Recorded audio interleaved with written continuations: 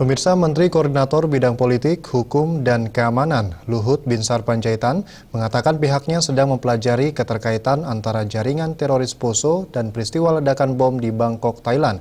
Menurut Luhut, kini pihaknya bersama Polri sedang memadukan aktivitas jaringan teroris Poso dengan peristiwa ledakan bom tersebut.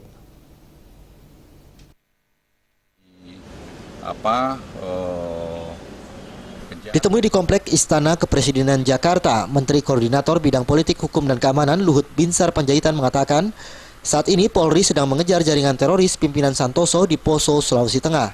Menurut Luhut, dirinya akan segera berkoordinasi dengan Kapolri untuk mencari keterkaitan kelompok teroris di daerah tersebut dengan wilayah lainnya, termasuk peristiwa ledakan bom di Bangkok. Selain itu, Kementerian Koordinator Bidang Politik, Hukum, dan Keamanan bersama Polri memadukan aktivitas jaringan teroris Poso dengan peristiwa ledakan bom tersebut.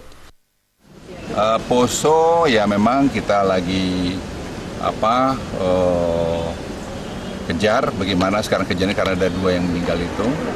Dan kemudian dari Kapolri kemarin saya dilapori mengenai pergerakan mereka. Nah, nanti siang saya akan ketemu lagi madukan antara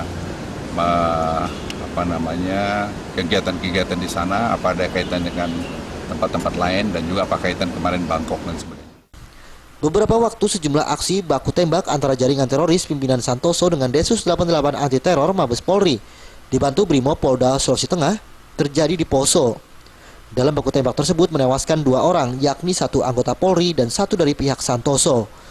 Jaringan teroris ini diketahui memiliki donatur untuk membiayai operasionalnya. Hal ini diketahui setelah Densus 88 menemukan senjata yang cukup banyak. Salah satunya ada senjata penghancur tank.